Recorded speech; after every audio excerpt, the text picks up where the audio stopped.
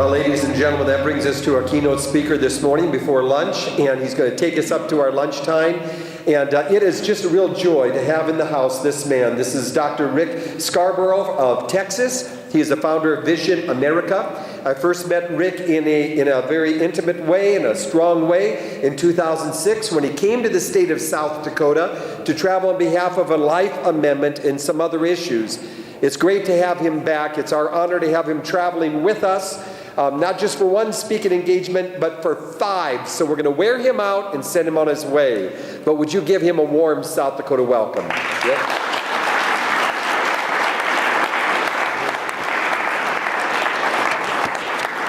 Well, it is a delight. I have a great affection for the state of South Dakota. What a wonderful place this is, how beautiful. And I appreciate very much the chance to be back and, in some cases, renew some friendships. I have a deep affection and a long abiding friendship with Bob Fisher, who has been active not only here but across the country in trying to bring Christian values back to the forefront. Yeah, I was interested whenever Dell presented the picture of James A. Garfield. Don't underestimate the role this man played in the life of our country. I would recommend the following for every one of you pastors to read some point in the future. It's a book entitled The Destiny of the Republic, A Tale of Madness, Medicine, and Murder. James A. Garfield never ran for public office. He was always recruited.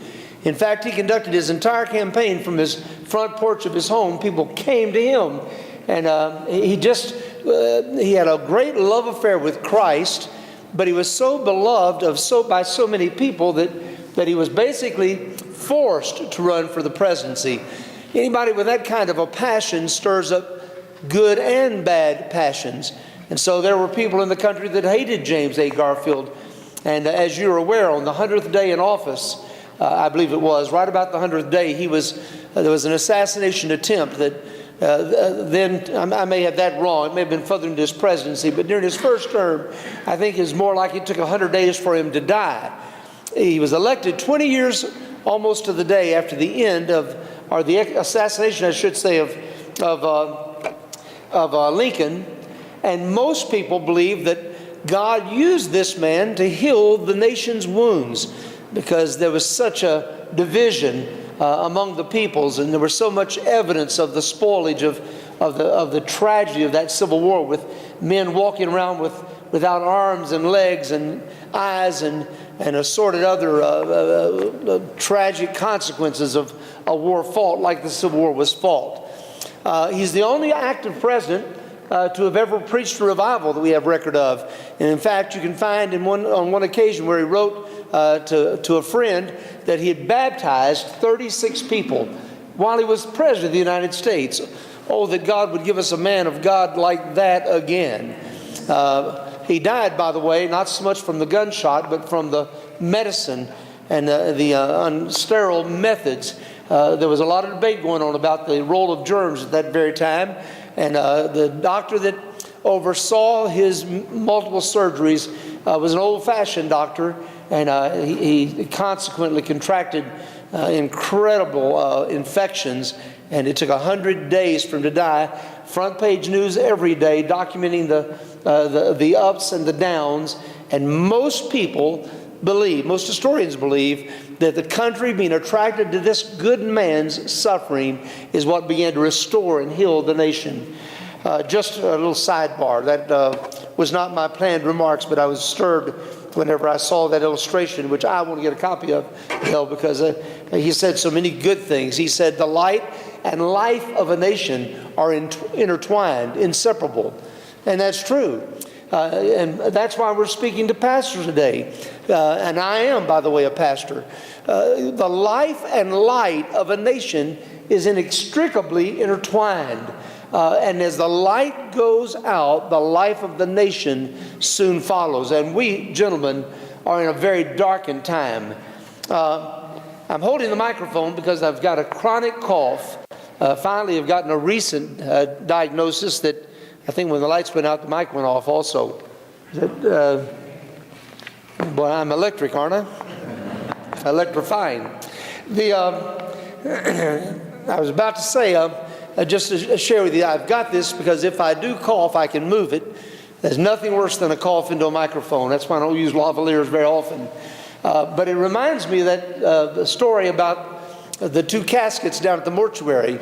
You know what one casket said to the other casket, don't you? Is that you coughing? It's the only attempt at humor I'll make today. In my lifetime, gentlemen, we've seen dramatic changes in this country. I live in Texas. The case that went to the Supreme Court in 2002, Lawrence versus Texas, was a case that originated in the state of Texas, challenging our sodomy laws. It's hard to believe. Just 14 years ago, sodomy was still illegal in the state of Texas. People could be prosecuted for it. They weren't. We'd long since moved from the enforcement of that law. But the challenge to that law resulted in the Supreme Court case in which, in the minority opinion, and this is interesting reading if you like that sort of thing, Scalia made the statement in a lengthy response from the minority side of the decision that the justices for the first time were taking a position on taking a side on a political issue, and that they were opening the door of Pandora's box, and he predicted that every kind of sexual deviancy imaginable would soon be on the horizon. Can you say move to Washington State so you can have sex with animals? Folks, we are living now in a day of decadence. Now the new forward march is to allow any 8th grade boy who thinks who's gender confused to go into either one of the restrooms at his choice, depending on what he happens to be that day. Listen, the insanity of these rulings are beyond comprehension, with the exception of understanding what it says in Romans. Professing themselves to be wise, they become as fools. That's why, gentlemen, you and I have got to step up to the bar. We've got to make our presence known. No longer can we hibernate in our churches, because now there's an aggressive assault on people of faith. They're coming after you. Amen. In my lifetime, we've gone from my 3 sons to 2.5 men. From my little Marjorie to Lindsay Lohan and Miley Cyrus. From Father Knows Best to the Big Bang Theory. Leave It to Beaver to Beavis and Behindhead. I cleaned that up, by the way. We've gone from True Grit to Brokeback Mountain. From Perry Como to gangster rap. Look at our schools. Once the envy of the world, now handing out diplomas that some of the students who graduate can't read. We now teach sex education in our schools. I told some folks last night, I reminisced a little bit, in the 8th grade we had sex education in the school I went to. We all knew the day would come. They never announced it in advance, but on a given day, they'd take the 8th graders in the boys' gym, the 8th grade boys in the boys' gym, the 8th grade girls in the girls' gym, and they would blacken the windows with tar paper and show us a 16-millimeter projection of images of people with gonorrhea, syphilis, and other sexually transmitted diseases. When the lights came back on, we were so terrified from what we'd seen, it took us 3 years of married life to get over it. They basically said, you do this, you'll get that. And we worked pretty well. I'm telling you, there wasn't near the level of sexual immorality in that era as there is today. Partly attributable to the advancement of technology, where now kids can hide in their computers and get all manner of pornographic filth flooded into their privacy of their bedroom or on their handheld devices as they walk to school in the morning. We are living in a growing age of aggressive decadence, and it's reflected in so many areas. You know, in the school I went to, they taught creation as a fact. Today, they teach evolution as a fact. Creation as a theory, if it's mentioned at all. We teach God as theory and evolution as fact. Consider the implications of that in the long range as we raise up children who believe that if they survive the abortion holocaust, a third of their peers do not, But if they survive the abortion holocaust, 50% chance will be that they'll be born in a home without a father because people don't get married anymore. And those circumstantially happenstance individuals who live in a culture that doesn't believe there's any kind of creative design, any ultimate accountability, are natural praise to the growing cynicism and the wrecking of everything moral that ever existed in past generations in this country that made us great. Now that's the bad news. If it weren't for Jesus, I would have long since quit traveling from place to place as I'm doing and trying to get pastors to stand up, speak up, and refuse to give up. But it is because of Jesus. Now, gentlemen, we are living in a very fortunate time. Let me ask you a question, and I'd like a show of hands on this one. How many of you, when you surrendered to ministry, did it for the money? You know why we get in ministry, guys? Now, there are some guys that do quite well in ministry. We all acknowledge that. Book deals and large television ministries, but most of those guys aren't living in South Dakota, and most of those guys aren't us. Most men go into ministry for one reason. Somewhere in your past, you fell so in love with Jesus that you couldn't do anything else. Did you know from the day I was old enough to say so, all I ever wanted to be, I'm almost ashamed to say this, interesting how God works in lives, isn't it? I wanted to be president of the United States of America. So when I was a little kid, I was very ambitious. What do you want to be? I want to be president. Now this was before Nixon came along and kind of ruined that idea. But the highest respect that we showed was toward the chief executive of our land. And that was just trained into us. And so if that, firemen were important, policemen were important. My parents showed great deference to the President of the United States. If he had an announcement to make, they made sure we watched it on television. So I wanted to be the president. I had a bent toward politics. I was president of the student body in high school, president of the student body for a season in college. That's a story in and of itself. I ran on a campus of 12,000 students where I played football as a Christian candidate. I tell people I went to Stephen F. Austin. Everybody's heard of that now because of our basketball team this year. Nacogdoches, Texas, the oldest town in Texas. St. Augustine argues that point, but we have a billboard to prove it. When you drive into town, the billboard says oldest town in Texas, so the controversy was settled with that billboard. But the more important thing is, in that small East Texas community, we were always about 8 or 9 years behind the rest of the country. Very conservative. So the radical 60s got to us in 68, 69, and 70. In 71, I ran on a Christian ticket. I built a coalition of the Fellowship of Christian Athletes, of which I was the president at the time, the Baptist Student Union, the Methodist Christian Organization, Campus Crusade for Christ, the InterVarsity.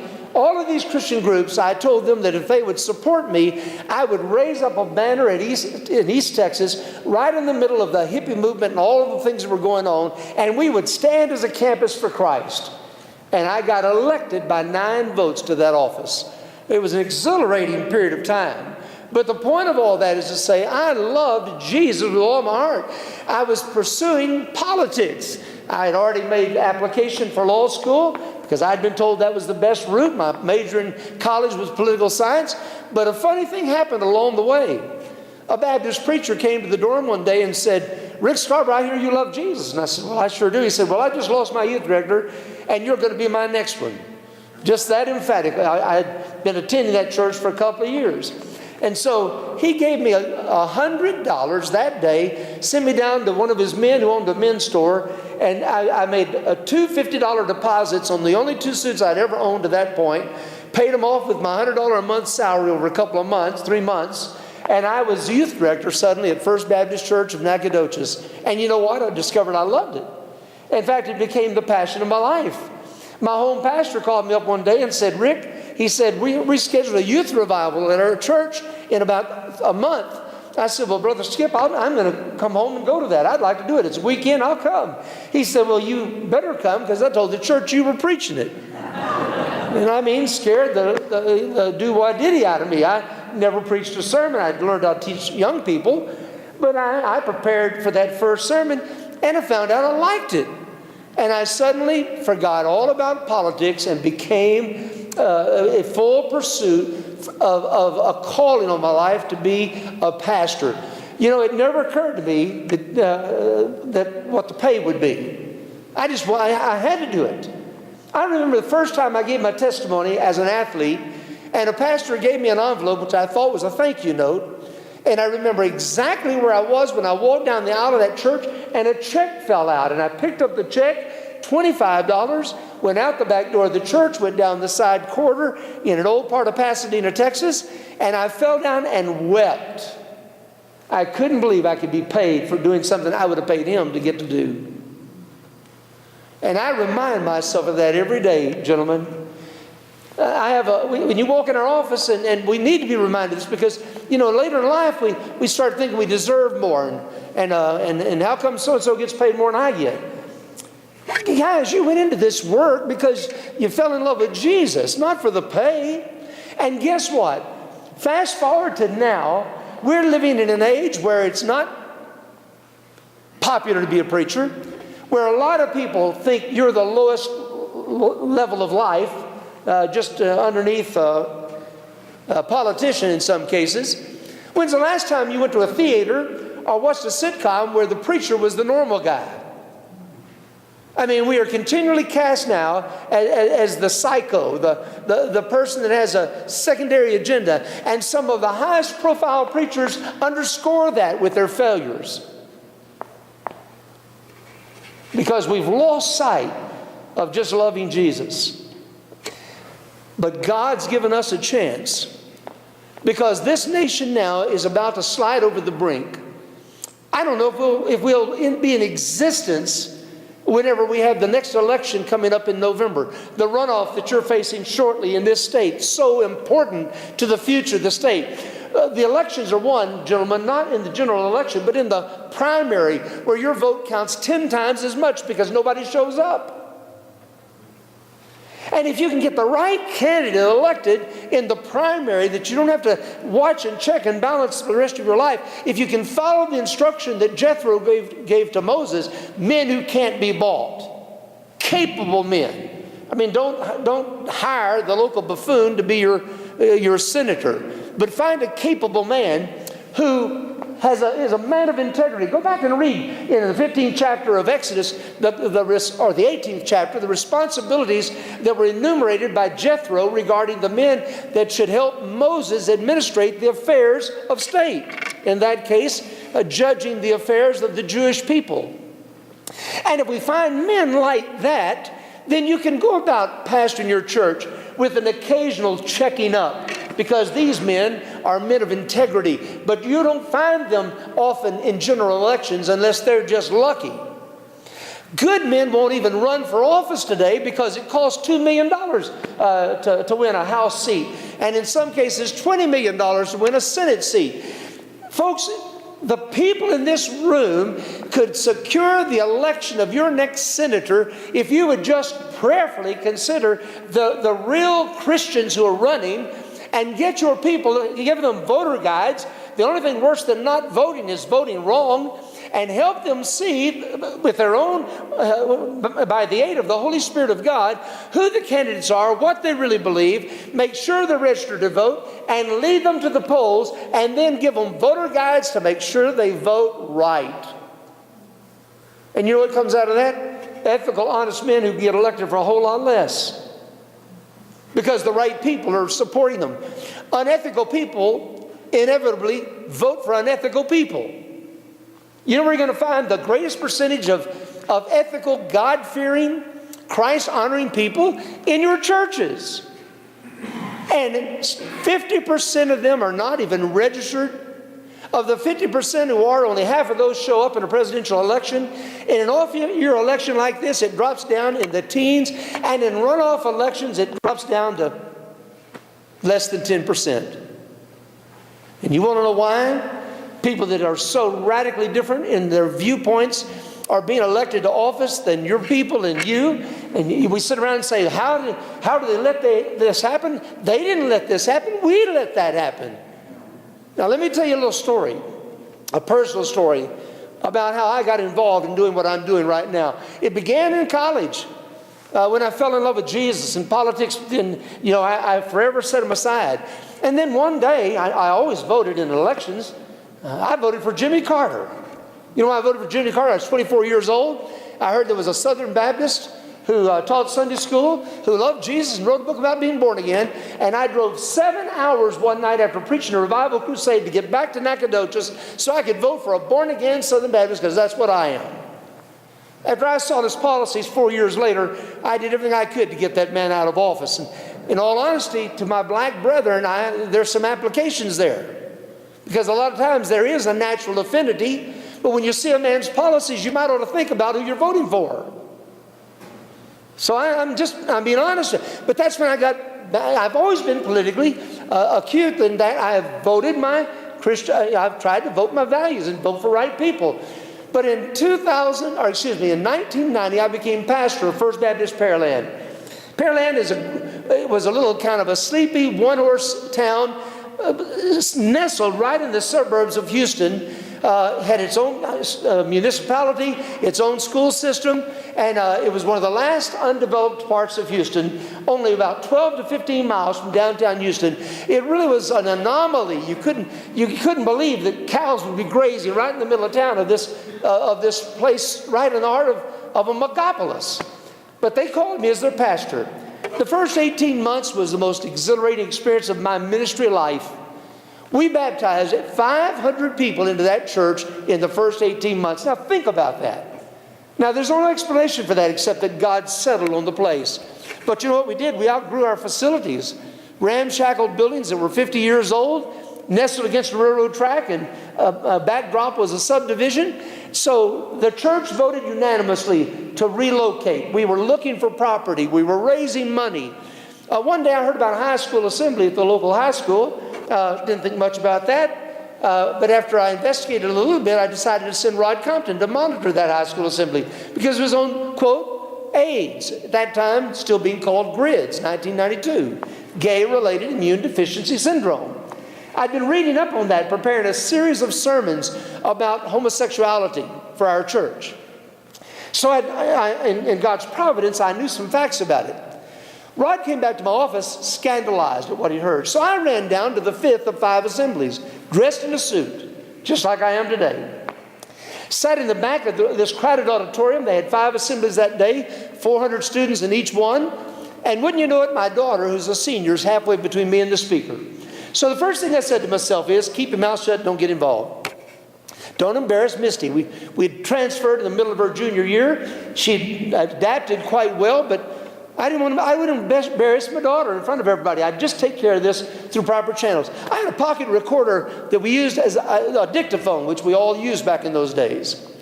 Fresh tape, so I was going to tape record the remarks and then report on it later if I needed to. This young lady walked out and she gave them a sex education unlike any I had ever been exposed to. She talked about every sex act you can imagine and some, frankly, you should not imagine. Her only rule was, don't judge me, I won't judge you. It's all the same. If you want to participate in this kind of sex or that kind of sex, she told them oral sex was the safest form of sex because they couldn't get pregnant. Now that's, I tape recorded her remarks. But when she pulled out a condom and told those kids that if they would use a condom, they would be 94% effectively protected against the dread disease of AIDS, my hand reflexively went up in the air because I'd been reading on that. Condoms that are that effective are not the kind you buy at a truck stop and put in a glove box or in your billfold like most young boys do. So I raised my hand. She thought I was a principal. I was dressed up like one and I was rather dignified, I guess. She said, yes, sir. I said, ma'am, where did you get that statistic? Misty, my daughter, nearly passed out. First time she knew I was in the room. But here's the short of a long story that's been written about, not only by me, but others. It's been the source of a documentary and all kinds of things, what happened as a result. We had this heated exchange that I finally pulled back because I knew this was the time or place. I notified the school board I wanted to address the school board, so they called a meeting. 700 people showed up. By the way, I don't know if I ever failed to say this. After that exchange and that assembly, my daughter was the first one to come to me. And I really had to make a hard decision before I got involved because I didn't want to destroy her in front of her peers. You know what Misty said to me that day? Daddy, I'm so proud of you. Boy, that's like saying sick it to a cur dog. At that point, I didn't care what deacons thought or the building committee or the building program was important. But the most important thing was I do something. I spoke to a school board. 700 people showed up, had to be relocated 3 times to accommodate the crowd. 400 from our church. And I learned a lesson I never forgot. Politicians can count. 7 school board members started mad at me and ended up on my side because I was interrupted about 11 times with standing ovations in my remarks. They could tell where the tide of public opinion was. Here's the short story, because I've got 5 minutes and so it's got to be short. Number 1, I repented publicly. The first school board meeting I ever attended was that day, and I went about half angry. I was too busy going to church to be the church. My philosophy was, Mary had a little lamb, the lamb became a sheep. The sheep joined my church and died for lack of sleep. You know, I figured if I could keep them there enough and keep them busy enough, they couldn't get into sin. So we always had something going on at the church. And the last thing we ever talked about was our people getting involved politically. My daddy, who was a lost steel mill worker, had drilled into me 2 things, son, you don't talk in public. What are they? Religion and politics. Now, my daddy got saved later in life and is a godly man today, but that was his philosophy. Drilled it into me. You just keep religion and politics out of public conversation. Gentlemen, there's nothing you ought to be talking about more. On the one hand, it has to do with the relationship with Christ. The other hand, it has to do with how to change a culture without guns. Politics is the interaction of ideas, and guess what? He who has the most votes wins. So, I repented publicly to our people for never having engaged in politics publicly before. Number 2, I stood before our church, began to preach to them the calling to political office. And you know what happened? In 2 election cycles, we had 4 of our members on the school board out of 7 change the direction of that public school. 3 of our members got elected to the local city council out of 5. Changed the direction of city council, which was so corrupt that it was unimaginable. When we got involved in that area of government, we found out why Pearland was a country town. Every time developers came and spent the money to pave the roads to build a subdivision, the city council, the good old boys, would change the rules. The investors would lose their money, and they'd finally decided, just let it remain, just leave them out there and let them rot. That was the attitude around Houston. Once there was order in the city council, that little community exploded. On the front page of the Houston Chronicle yesterday, I picked it up in the airport, was the story about Pearland. When I went there, 19,000 citizens on the census. This year, 133,000. Well, when I was there, the school system ranked at the bottom. It's now one of the greatest school systems in all of America. And it happened whenever one church initially, then many churches started getting their people involved in government, making rational, reasonable decisions. I believe in Christian education. Every church I ever pastored, if it didn't have a Christian school, it did when I left. But don't abandon leadership, the public schools.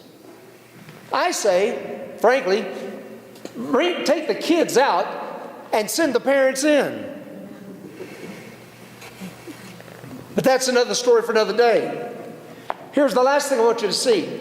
Word got out of what was happening in Pearland. We really had a revival in the city. A group of businessmen said, do you think you could apply what you've been doing in Pearland in Harris County, the largest county in Texas? And I said, well, if we can get the preachers stirred up. So some businessmen funded a series of lunches. Lawrence White, a Lutheran minister, and myself spoke about 10 times to a growing audience in the downtown Petroleum Club, a fancy, beautiful restaurant on top of one of the highest buildings in downtown Houston. And within a year's time, 400 pastors agreed that they would register every one of their members to vote, as many as possible. They would put in their hands nonpartisan voter guides. They would preach one sermon on why Christians should vote, not as Republican or Democrat, but as followers of Jesus. And they would lead their people to the polls. And you know what happened in 1994? 51 liberals in county and city government were replaced by 51 God-fearing men and women, and we never endorsed a single candidate. We just got our people informed and mobilized. Then a man called me up and said, could this happen in Texas? 2 businessmen donated $1.2 million. That's when Vision America was actually born. We traveled across the state of Texas, just like we're doing right now in South Dakota. 2,500 pastors signed a pledge to do those 4 things I just mentioned: register their people to vote, preach a sermon on why you should vote as a follower of Jesus, put in their hand voter guides, and lead them to the polls. And for the first time since Reconstruction, Texas went from pro-death to pro-life, anti-family, pro-family. A total sea change that now people talk about the prosperity of Texas. And I'll promise you, Rick Perry, in my presence one day, talked about, if the historians ever write about revival, they'll write about the year that movement of pastors took place. Gentlemen, it can happen anywhere pastors are willing to cooperate and recognize, you know what? I entered this work because I love Jesus with all my heart, and now I've got a second chance to do something that matters. Don't leave evangelism. Don't leave church building. We did relocate that church. We built state-of-the-art facilities. We baptized 2,000 people during the period I just described. You don't have to leave one for the other. May God move us to do what's right in South Dakota. God bless you all.